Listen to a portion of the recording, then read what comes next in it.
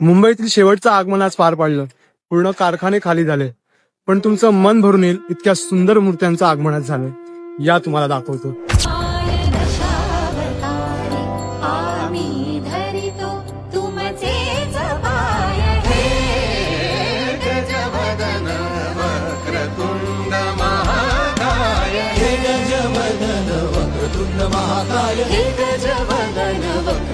महाकाय वक्रतुंड महाकाय